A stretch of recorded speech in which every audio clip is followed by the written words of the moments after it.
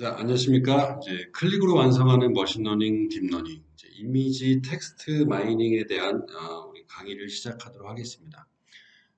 이미지와 텍스트는 상당히 이제 비정형된 데이터죠. 그럼에도 불구하고 실제 이제 아주 분석의 인사이트는 상당히 이제 훌륭하게 나타날 수 있습니다. 특히 이제 텍스트 분석 같은 경우는 다양한 원천들과 다양한 목적에 따라서 분석들을 수행할 수 있기 때문에 텍스트 분석을 이제 하는 게 상당히 중요한데 예전에는 이제 뭐 파이썬, R 뭐 이런 이제 코딩 기반의 분석들을 많이 했죠.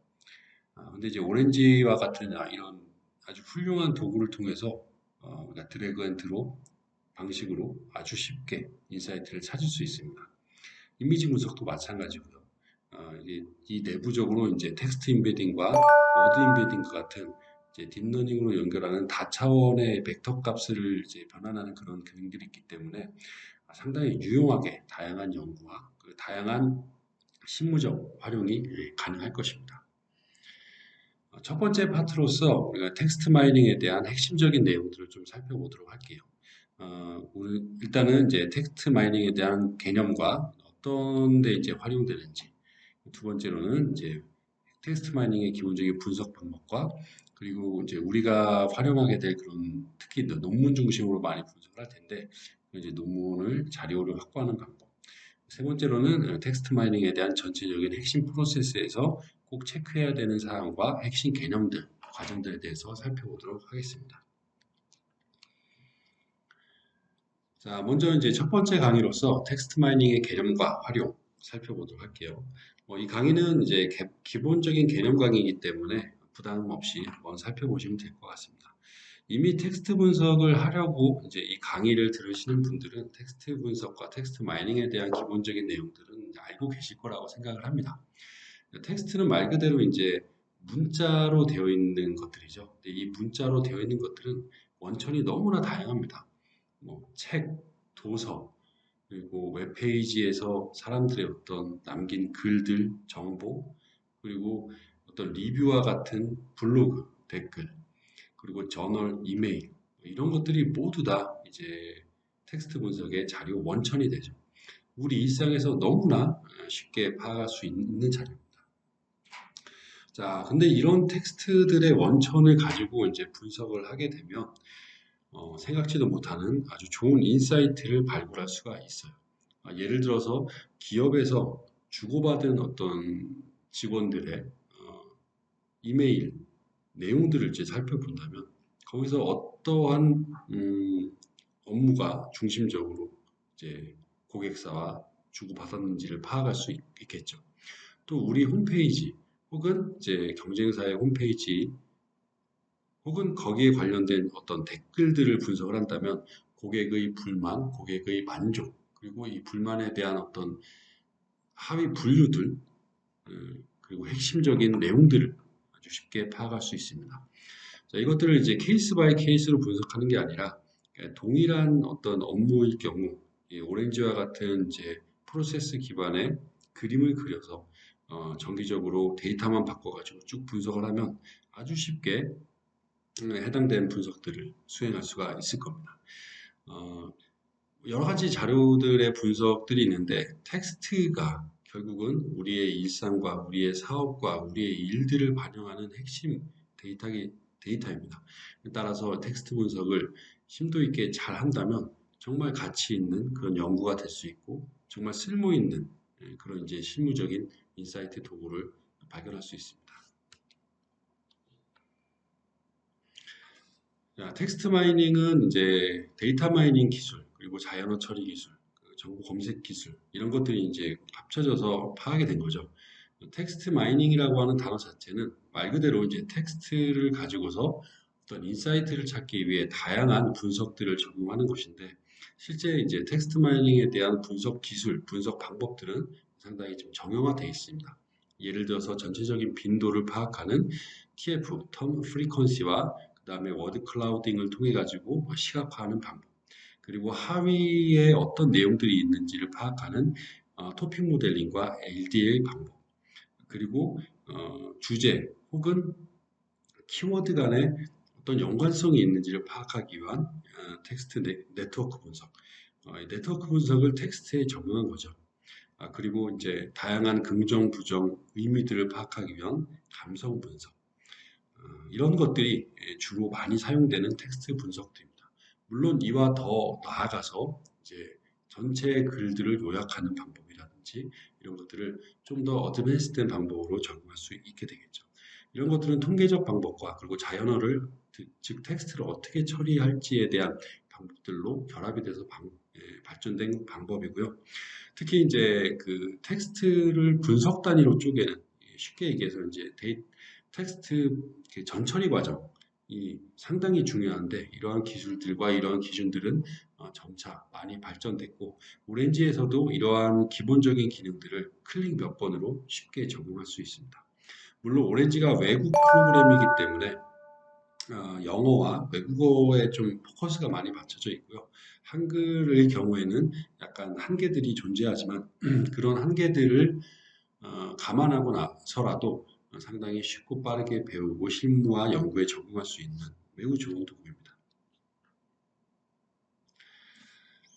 텍스트 같은 경우는 우리가 이제 여러 가지 목적들을 주로 사용되는데 대표적으로 보면은 첫 번째 특징 추출, 주요 키워드, 그리고 주요한 어떤 뭐 언급 내용 이런 것들을 이제 파악해서 이러한 사람들이 고객들이 이러한 불만, 이러한 의견들을 내고 있구나라고 하는 것을 전체 글이 아니라도 핵심적으로 파악할 수 있는 그런 데에 많이 활용이 되죠.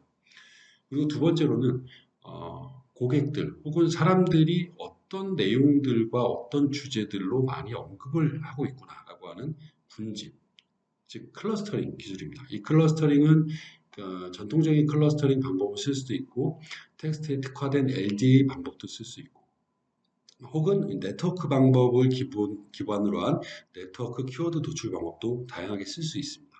이런 것들을 이제 배우려면 상당히 시간이 많이 걸리고 어려운데 오렌지에서는 몇 번의 클릭으로 쉽게 할 수 있습니다.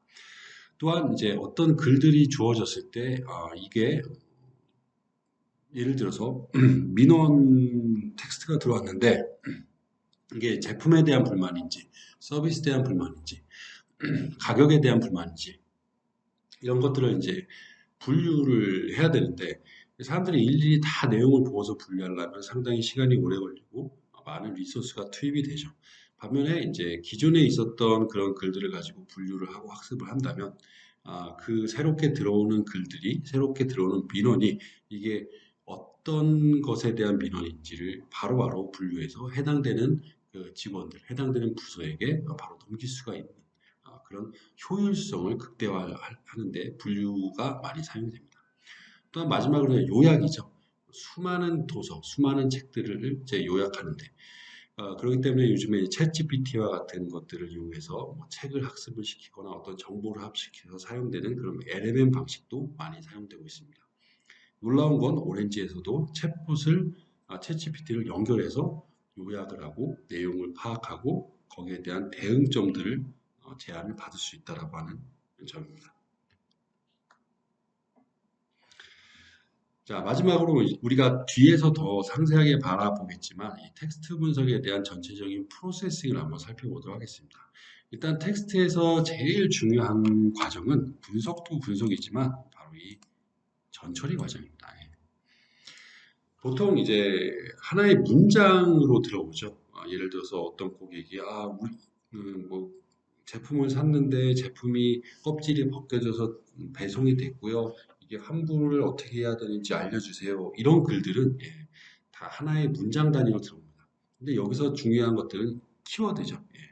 환불, 그다음에 뭐 제품이 껍질이 벗겨짐, 뭐 이런 단어들.